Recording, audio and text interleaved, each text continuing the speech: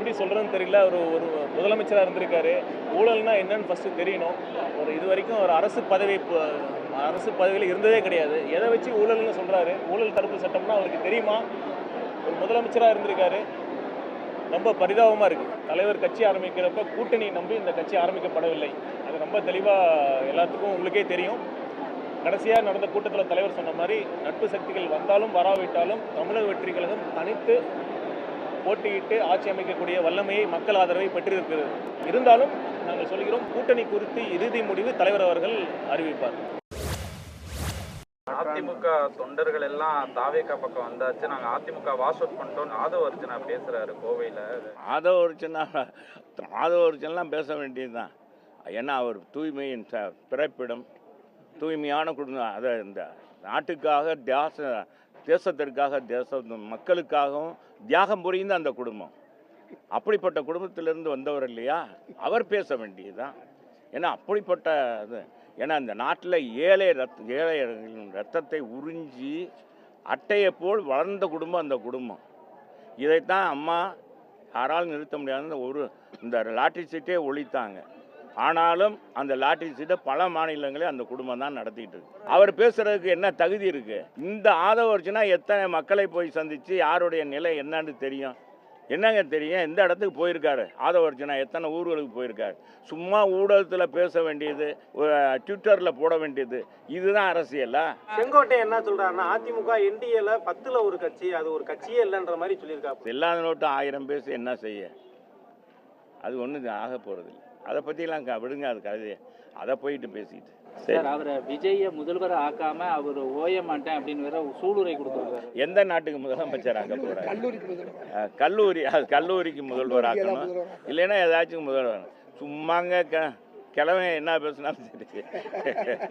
அவர் போய் இனிமேல் இந்த ஆள் கிழவன், இந்த செங்கோட்டையனுக்கு வயசு என்னங்க? இனிமேல் இவர் போய் எந்த நாட்டில் போய் என்னத்தை போராடி என்னத்தை விஜயை கொண்டு வந்து இவர் என்ன தூய்மையானவரா? ஏங்க, இதெல்லாம் நான் எங்கிட்ட இருந்தவர். நாங்கள் அவரவே நாங்கள் பல்ல குத்தி மூந்து பார்க்கணும்னு நினைக்கல. ஏன்னா அவர் செங்கோட்டையன் ஒரு காலத்தில் எங்கள் இருந்தவர். அவரை பற்றி நாங்கள் பேசுவது இப்போ எங்களை பேசுவது. ஆனால் அவருக்கு தெரிய மாட்டேன்னு பாருங்க. அவருக்கு தெரிய மாட்டேன்னு போயிட்டு சும்மாவும் இருக்காமல், ஏப்பா நீ அங்கேயே அவங்க ஏற்றுக்கிற மாட்டேன்றாங்க, நீ கிளவை நீ பேசாமல் இருக்கியா அப்படின்னு தள்ளி விட்டுட்டு போயிடறாங்க. அப்புறம் எதுக்கு நீ இது மாதிரி பேசுகிறதுனால செங்கோட்டையனை ஏற்றுக்கிற போகிறாங்களா? விடுங்கப்பா, தயவு செஞ்சு இனிமேல் அவங்கள பற்றி என்கிட்ட கேட்காதீங்க. தயவு செஞ்சு கேட்காதீங்க. எங்களுக்கும் திமுக கூட்டணிக்கும், அண்ணா திராவிட முன்னேற்ற கழகம் தலைமையிலான கூட்டணிக்கும் திமுக கூட்டணிக்கும் தான் நேரடி ஃபைட்டு, நேரடி போட்டி. புரட்சித் தலைவர் படத்தில் எப்படி எம்ஜிஆர் நம்பியாருக்கு இதாக இருப்பாரோ, அதே மாதிரி ஸ்டாலினா அண்ணன் எடப்பாடியாரா. இந்த நிலை தான் இன்றைக்கி இருக்குது. இந்த நிலையிலேருந்து மாற்றம் இல்லை. இதை தவிர வேறு எது போட்டாலும் எம்ஜிஆர் ஒருத்தர் இருந்தார், ஓகே, ஒரு நம்பியாரோட போட்டி. இப்போ 2 பேர் அவரும் தான் எம்ஜிஆர்னு சொல்கிறாரு. அவராக சொல்லிக்கிட்டு இருக்காங்க. ஏங்க, எல்லா பேரும் நானும் எம்ஜிஆர்னு சொல்லிக்கலாம், நான் கோபாலகிருஷ்ணன் தான் அப்படின்னு எல்லா பேரும் சொல்லுவாங்க. மக்கள் ஏற்றுக்கிறனும்ல.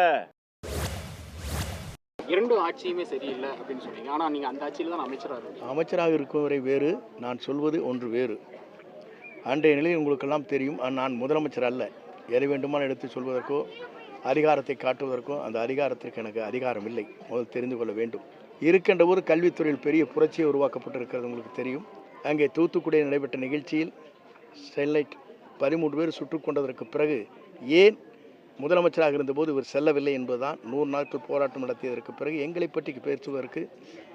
ஆகவே அதையெல்லாம் நான் கருத்திலே சொன்னேன். எங்களை பொறுத்தவரை எதிரி யார் என்று சொன்னால் திமுக தான் எங்களுக்கு எதிரியை தவிர அண்ணா திமுக என்பது என்டிஏ கூட்டணியில் 10 கட்சி கூட்டணியில் ஒன்று. புரிஞ்சுட்டிங்களா? அது கட்சியே இல்லை. மலேசியாவுக்கு போனால் தமிழை புகழ்ந்து பேசுவார். ஏன்னா அங்கே இருக்கவங்க இந்தியர்கள், மலேசியாவில் இருக்கவர்கள் தமிழ் இந்தியர்கள், தமிழ்நாட்டிலிருந்து சென்றிருக்கின்ற இந்தியர்கள் தான் அதிகம் பேசுவாங்க. ஆனால் ஒரிசாவுக்கு போனால் தமிழனை திருடன் என்பார். தமிழ் திருடனுடைய கையிலே ஒரிசாவின் சாவி இருக்கிறது என்பார். பீகாருக்கு போனால் தமிழனை திருடன் என்பார். அங்கேயெல்லாம் தமிழர்கள் திருடர்கள். வெளிநாடுகளுக்கு சென்றால் அவருடைய பார்வையிலே தமிழர்கள் இணைப்பு பாலமாக விளங்கக்கூடியவர். அதாவது எடப்பாடி பழனிசாமியுடைய வாக்குறுதிகள் என்பது பொய்ப்பாடி வாக்குறுதிகள்.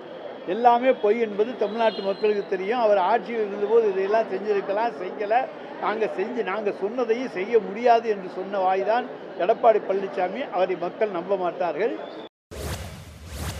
உங்களை எதுவும் கூட்டணி எதுவும் கூப்பிட்டுருக்காங்க சீட்டு இருந்து? நாங்கள் தான் பேசியிருக்கோம். ஏன் இந்திய அலைன்ஸ் அன்னைக்கு நீங்கள் பார்த்தீங்களா இல்லையா? பிரதமர் மோடியோட இருந்தது பார்த்தீங்களா இல்லையா? அது இன்னும் பேச்சுவார்த்தை நடந்துருக்கு, அது இன்னும் முடியலை. ஒரு கூட்டணி என்ற தர்மம் என்று சொன்னால் நாங்கள் 10 தொகுதிக்கு மேலே கேட்டிருக்கோம். எந்த தொகுதி எங்களுக்கு தேவையோ அதை கேட்டு பெறுவதற்கான முயற்சி எடுப்போம்.